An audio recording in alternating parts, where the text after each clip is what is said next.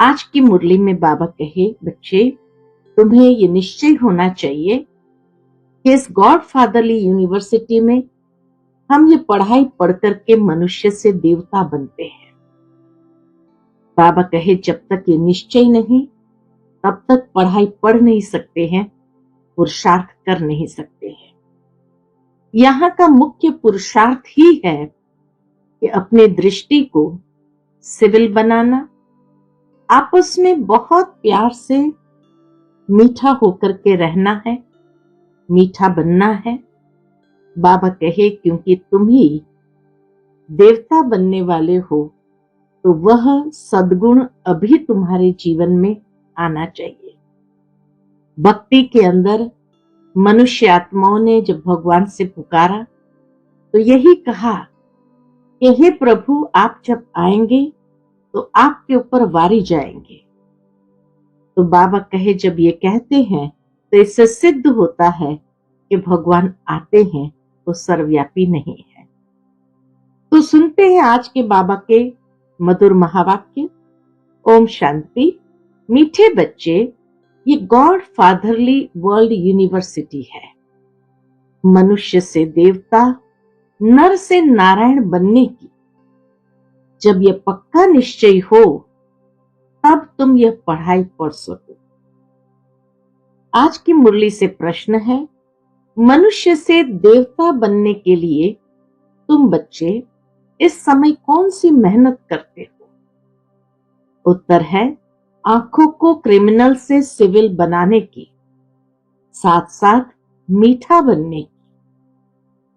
सतयुग में तो है ही सबकी आंखें सिविल, वहां ये मेहनत नहीं होती।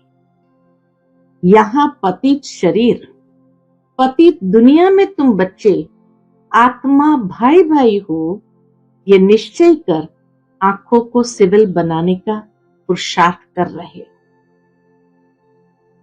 आज की मुरली से दूसरा प्रश्न है, भक्तों की किस एक बात से सर्वव्यापी की बात गलत हो जाती है?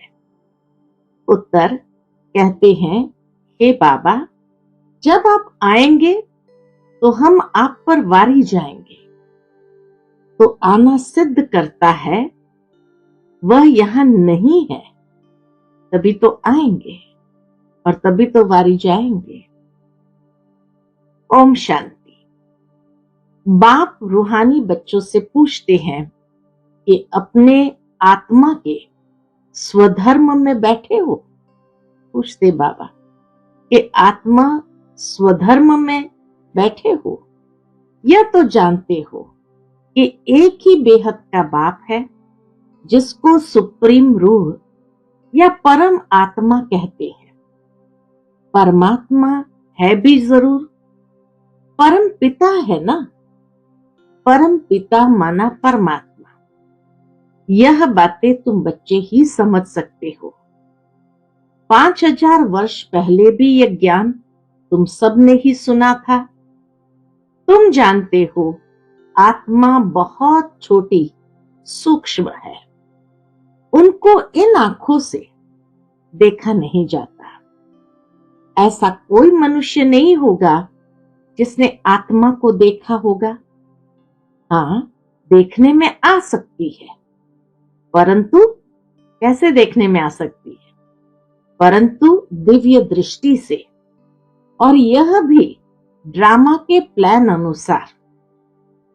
दिव्य दृष्टि प्राप्त होना यह भी बाबा कहे ड्रामा के प्लान अनुसार है। भक्ति मार्ग में भी इन आंखों से कोई साक्षात्कार नहीं होता, ये चरम चक्षु से देखा नहीं जा सकता है। दिव्य दृष्टि मिलती है, भक्ति में भी दिव्य दृष्टि मिलती है, तब साक्षात्कार होता है, जिससे चैतन्य में देखते हैं, जैसे आंखों के सन्मुख उसको देखते हैं। दिव्य दृष्टि अर्थात चैतन्य में देखना। आत्मा को ज्ञान चक्षु मिलते हैं। बाप ने समझाया है, बहुत भक्ति करते हैं जिसको नौधा भक्ति कहते हैं। जैसे मीरा को साक्षात्कार हुआ तो डांस करती थी, वैकुंठ तो उस समय नहीं था ना। मीरा को 500-600 वर्ष हुआ होगा। जो पास्ट हो गया है वह दिव्य दृष्टि से देखा जाता है। हाँ, मीरा को 500-600 वर्ष हुआ, वैकुंठ को हो गया 5000 वर्ष। तो इसीलिए बाबा कहे पास्ट की चीजों को दिव्य दृष्टि के आधार से देखा जाता है। हनुमान, गणेश आदि के चित्रों के भी बहुत भक्ति करते करते उसमें जैसे लय हो जाते हैं। बल दीदार होगा, परंतु उससे कोई मुक्ति नहीं मिल सकती।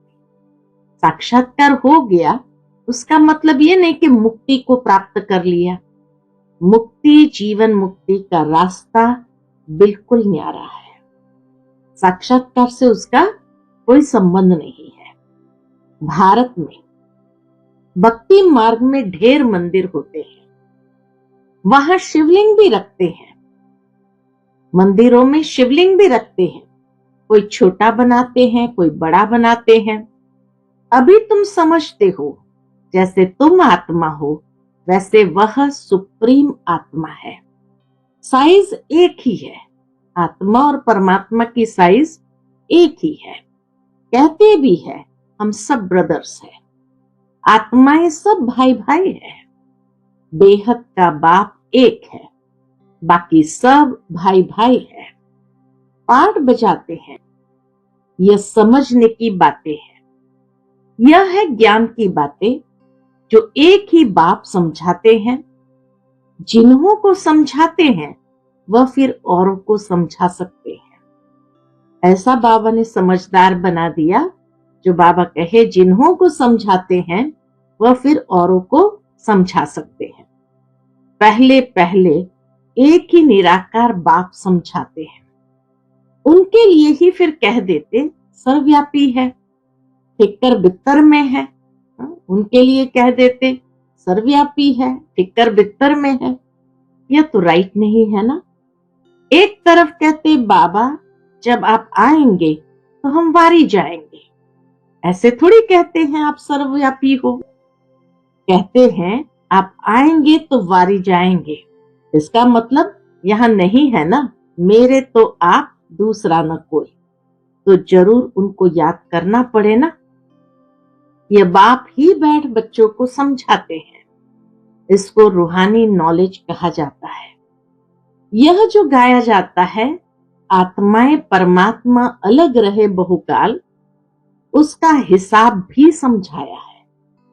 बहुकाल से अलग तुम आत्माएं रहती हो।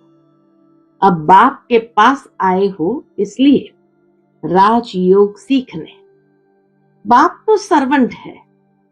बड़े आदमी जब सही करते हैं यानी साइन करते हैं तो नीचे लिखते हैं ओबीडियंट सर्वेंट। बाप सब बच्चों का सर्वेंट है, सेवा में है। कहते हैं बच्चे मैं तुम्हारा सर्वेंट हूं। तुम कितनी हुज्जत से बुलाते हो कि भगवान आओ, आकर हम पतितों को पावन बनाओ। पावन होते ही है पावन दुनिया में। ये समझने की बातें हैं, बाकी तो सब है कनरस। बाबा कहे पावन दुनिया में जाना है तो पावन बनना है, ये बात भी समझने की है। बाकी तो इस दुनिया में सब है कनरस। यह है God fatherly world university. Aim object क्या है? मनुष्य से देवता बनाना। बच्चों को यह निश्चय है कि हमको यह बनना है। जिसको निश्चय नहीं होगा वह स्कूल में बैठेगा क्या? निश्चय होगा तो बैरिस्टर से, सर्जन से सीखेगा। एम ऑब्जेक्ट का ही पता नहीं तो आएगा ही नहीं, स्कूल में आएगा ही नहीं। तुम बच्चे समझते हो हम मनुष्य से देवता, नर से नारायण बनते हैं। यह है सच्ची सच्ची सत्य नारायण की नर से नारायण बनने की कथा। कथा क्यों कहा जाता है? क्योंकि 5000 वर्ष पहले भी ये नॉलेज सीखी थी। तो पास्ट को कथा कहा जाता है। जो पास्ट हो गया तो पास्ट को कथा कह देते हैं। यह है सच्ची सच्ची शिक्षा नर से नारायण बनने की। नई दुनिया में देवताएं, पुरानी दुनिया में मनुष्य। नई दुनिया में है देवताएं, पुरानी दुनिया में मनुष्य रहते हैं। देवताओं में जो दैवी गुण है वह मनुष्य में नहीं है। मनुष्य उनको देवता कहते हैं और गाते हैं, महिमा गाते हैं। आप सर्वगुण संपन्न, 16 कला संपूर्ण, संपूर्ण निर्विकारी हो। अपने को कहते हैं हम पापी, नीच, विकारी है। देवताएं कब थे? जरूर कहेंगे सतयुग में थे, ऐसे नहीं कहेंगे कि कलयुग में थे। आजकल मनुष्य की तमो प्रधान बुद्धि होने के कारण बाप के टाइटल भी अपने ऊपर रख देते हैं। वास्तव में श्रेष्ठ बनाने वाला श्री श्री तो एक ही बाप है। श्रेष्ठ देवताओं की महिमा अलग है। अभी है कलयुग। सन्यासियों के लिए भी बाबा ने समझाया है। एक है हद का सन्यास, दूसरा है बेहद का सन्यास। बाबा ने सन्यासियों के लिए भी समझाया है। एक है हद का सन्यास, दूसरा है बेहद का सन्यास। वो लोग कहते हैं हमने घर बार आदि सब छोड़ा है, परंतु आजकल तो देखो लखपति बन बैठे हैं। सन्यासी आदि भी लखपति बन बैठे हैं। सन्यास माना सुख का त्याग करना। तुम बच्चे बेहद का सन्यास करते हो क्योंकि समझते हो कि यह पुरानी दुनिया खत्म होने वाली है, इसलिए इनसे वैराग्य है। वो लोग तो घर बार छोड़ फिर अंदर घुस आए हैं, जंगल से वापस शहर में घुस आए हैं। अभी पहाड़ियों आदि पर गुफाओं में नहीं रहते, कुटियाएं बनाते हैं तो भी कितना खर्च करते हैं। वास्तव में कुटिया पर कोई खर्चा थोड़ी लगता है। बड़े बड़े महल बनाकर रहते हैं। आजकल तो सब तमो प्रधान है। अभी है ही कलयुग।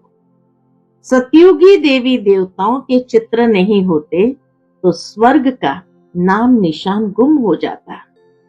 तुमको समझाया जाता है अब मनुष्य से देवता बनना है। बाबा कहे तुमको समझाया जाता है अब मनुष्य से देवता बनना है। आधा कल भक्ति मार्ग की कथाएं हैं, सुनकर सीढ़ी नीचे उतरते आए हो। फिर 5000 वर्ष बाद एक्यूरेट वही ड्रामा रिपीट होगा। बाबा ने समझाया भी है, किसको ऐसे कहना नहीं है कि भक्ति को छोड़ो। ज्ञान आ जाता है तो फिर आप पे ये भक्ति छूट जाएगी। बाबा कहे तुम्हें किसी को भी कहना नहीं है कि भक्ति छोड़ो। ज्ञान आ जाता है तो फिर आप पे ही भक्ति छूट जाएगी। समझते हैं हम आत्मा है। अब बेहद के बाप से हमको वर्षा लेना है। पहले बेहद के बाप की पहचान चाहिए। ये निश्चय हो गया तो फिर हद के बाप से बुद्धि निकल जाती है। जैसे निश्चय हो गया तो बाकी सबसे बुद्धि योग निकल जाता है। गृहस्थ व्यवहार में रहते बुद्धि का योग बाप के साथ लग जाएगा। बाप खुद कहते हैं, क्या कहते हैं? शरीर निर्वाह अर्थ कर्म करते बुद्धि में याद रहे एक बाप की, देहधारियों की याद न रहे। वह होती है जिस्मानी यात्रा, यह तुम्हारी है रूहानी यात्रा। इसमें धक्का नहीं खाना है। भक्ति मार्ग है ही रात, धक्का खाना पड़ता है। यहां धक्के की बात ही नहीं। याद करने लिए कोई बैठता नहीं है। भक्ति मार्ग में कृष्ण के भगत चलते फिरते कृष्ण को याद नहीं कर सकते हैं क्या? दिल में तो उनकी याद रह जाती है ना।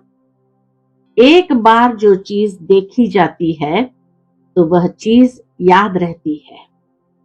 तो तुम घर बैठे शिव बाबा को याद नहीं कर सकते हो। यह है नई बात। कृष्ण को याद करना वह पुरानी बात होगी, वो फिर भी एक आकृति है, तो आकृति को याद करना सहज है। शिव बाबा को तो कोई जानते ही नहीं है, एक तो निराकार, आकृति भी नहीं, और दूसरा किसी को सत्य परिचय भी नहीं। तो इसीलिए बाबा कहे शिव बाबा को याद करना थोड़ा मेहनत लगती है। शिव बाबा को तो कोई जानते ही नहीं कि उनका नाम रूप क्या है, सर्वव्यापी भी क्या है, कोई बताए ना। तुम बच्चे जानते हो हम आत्मा का बाप परम पिता परमात्मा है। आत्मा को परमात्मा कह नहीं सकते। अंग्रेजी में आत्मा को सोल कहा जाता है। एक भी मनुष्य नहीं जो पारलौकिक बाप को जानता हो। वह बाप ही ज्ञान का सागर है, उनमें नॉलेज है मनुष्य को देवता बनाने की। बाप कहते हैं रोज रोज गुह्य गुह्य बातें सुनाता हूं, मुख्य बात है याद की। याद ही भूल जाती है। बाबा रोज कहते हैं अपने को आत्मा समझ बाप को याद करो। मैं आत्मा बिंदी हूं, कहते भी है चमकता है अजब सितारा। आत्मा शरीर से निकलती है तो इन आंखों से देखने में नहीं आती। ये चरम चक्षु से आत्मा को या परमात्मा को देखा नहीं जा सकता। कहा जाता है आत्मा निकल गई, जाकर दूसरे शरीर में प्रवेश किया। तुम जानते हो हम आत्मा कैसे पुनर्जन्म लेते अभी अपवित्र बनी है। पहले तुम आत्मा पवित्र थी, तुम्हारा गृहस्थ धर्म पवित्र था, अब दोनों ही अपवित्र बने हैं। गृहस्थ धर्म और आत्मा दोनों ही अपवित्र बने हैं। जब दोनों पवित्र है तो उन्हों की पूजा करते हैं, देवी देवताओं की पूजा होती है। आप पवित्र हो, हम अपवित्र हैं। वह दोनों पवित्र है, यहां दोनों अपवित्र। शरीर और आत्मा उनकी दोनों पवित्र, और यहां दोनों ही अपवित्र। आत्माएं आपे ही पवित्र पूज्य थी, फिर आपे ही पुजारी अपवित्र बने हो। 84 जन्म लिए हैं। सारे वर्ल्ड की हिस्ट्री ज्योग्राफी तुम जानते हो। कौन कौन राज्य करते थे, कैसे राज्य मिला, यह हिस्ट्री भी तुम जानते हो और कोई नहीं जानता। तुम भी अभी जानते हो, आगे नहीं जानते थे। पत्थर बुद्धि थे, रचता और रचना के आदि मध्य अंत की नॉलेज नहीं थी, नास्तिक थे। अभी आस्तिक बनने से तुम कितने सुखी बन जाते हो। बाबा को जानने से, सारे ज्ञान को समझने से कितने सुखी बन जाते हो। तुम यहाँ आए ही हो इसलिए, यह देवता बनने के लिए। इस समय बहुत मीठा बनना है। तुम एक बाप की संतान, भाई बहन ठहरे ना। क्रिमिनल दृष्टि जा न सके, इस समय मेहनत करनी पड़ती है। आंखें ही सबसे जास्ती क्रिमिनल होती है। आधा कल्प क्रिमिनल रहती है, आधा कल्प सिविल रहती है। सतयुग में देवताओं की आंखें सिविल रहती है। सतयुग में देवताओं की आंखें सिविल रहती है, यहाँ क्रिमिनल रहती है। इस पर सूरदास की कथा बैठ सुनाते हैं। बाप कहते हैं मुझे आना ही पड़ता है, इसलिए पतित दुनिया पतित शरीर में जो पतित बने हैं उन्हों को ही पावन बनाना है। इसीलिए बाबा को आना ही पड़ता है। तुम जानते हो कृष्ण और राधे दोनों अलग अलग राजाई के थे, प्रिंस प्रिंसेस थे। पीछे स्वयंवर बाद लक्ष्मी नारायण बनते हैं, तो फिर उन्हों की डिनाइस्टी गाई जाती है। संवत भी उनसे कहा जाएगा। जब लक्ष्मी नारायण राजगद्दी पर बैठते हैं, संबंध भी उनसे कहा जाएगा। सतयुग की आयु ही लाखों वर्ष कह देते हैं, बाप कहते हैं 1250 वर्ष। कितना सिंपल बाबा सहजता से समझाते। दुनिया के लोग सतयुग की आयु लाखों वर्ष कह देते, बाप कहते हैं 1250 वर्ष। रात दिन का फर्क हो गया। रात ब्रह्मा की आधा कल, फिर दिन ब्रह्मा का आधा कल। ज्ञान से है सुख, भक्ति से है दुख। ये सब बातें बाप बैठ समझाते हैं। फिर भी कहते हैं, मीठे बच्चों, अपने को आत्मा समझो, स्वधर्म में टिको, बाप को याद करो, वही पतित पावन है। याद करते करते तुम पावन बन जाएंगे। अंत मते सुगति। बाप स्वर्ग का रचयिता है ना, तो याद दिलाते हैं तुम स्वर्ग के मालिक थे, अभी पतित हो, इसलिए वहां जाने लायक नहीं हो, इसलिए पावन बनो। मुझे एक ही बार आना पड़ता है। एक गॉड है, एक ही दुनिया है। मनुष्य की तो अनेक मते, अनेक बातें, जितनी जबान उतनी बातें, जितने मुख उतनी बातें। यहां है ही एक मत, अद्वैत मत। झाड़ में देखो कितने मत मतांतर है, झाड़ कितना बड़ा हो गया है। वहां एक मत, एक राज्य था। तुम जानते हो, हम ही विश्व के मालिक थे। भारत कितना शाहूकार था। वहां अकाले मृत्यु कभी होता नहीं। यहां तो देखो बैठे बैठे यह गया। यहां तो देखो बाबा के बैठे बैठे यह गया। चारों तरफ से मौत है। वहां तुम्हारी आयु बड़ी थी। अभी तुम ईश्वर से योग लगाए मनुष्य से देवता बन रहे हो, तो तुम ठहरे कौन? योगेश्वर, योगेश्वरी। फिर बनेंगे राज, राजेश्वरी। अभी हो ज्ञान, ज्ञानेश्वरी। फिर राज, राजेश्वरी। हम बाबा कहे तुम ठहरे अभी योग, योगेश्वरी। फिर बनेंगे राज, राजेश्वरी। अभी हो ज्ञान, ज्ञानेश्वरी। फिर राज, राजेश्वरी कैसे बने? ईश्वर ने बनाया। अभी तुम जानते हो इन्हों को राजयोग किसने सिखाया? ईश्वर ने। वहां उन्हों की 21 पीढ़ी राजाएं चलती है। वह तो एक जन्म में दान पुण्य करने से राजा बनते हैं। द्वापर के बाद तो एक जन्म में दान पुण्य किया, राजा बनते हैं। मर गया तो खलास। अकाले मृत्यु तो सबकी आती रहती है। सतयुग में यह लॉ नहीं। वहां ऐसे नहीं कहेंगे कि काल खा गया, एक खाल छोड़ दूसरी ले लेते हैं, जैसे सर्प खाल बदलते हैं। वहां सदैव खुशी ही खुशी रहती है, जरा भी दुख की बात नहीं। तुम सुखधाम का मालिक बनने के लिए अभी पुरुषार्थ कर रहे हो। अच्छा, मीठे मीठे सिकिलते बच्चों प्रति माता पिता बाप दादा का याद प्यार और गुड मॉर्निंग। रूहानी बाप की रूहानी बच्चों को नमस्ते। हम सब रूहानी बच्चों की रूहानी माता पिता बाप दादा को याद प्यार, गुड मॉर्निंग और नमस्ते नमस्ते। शुक्रिया बाबा, शुक्रिया। आज की मुरली से धारणा के लिए मुख्य सार है। पहली पॉइंट, इस पुरानी दुनिया से बेहद का संन्यास करना है।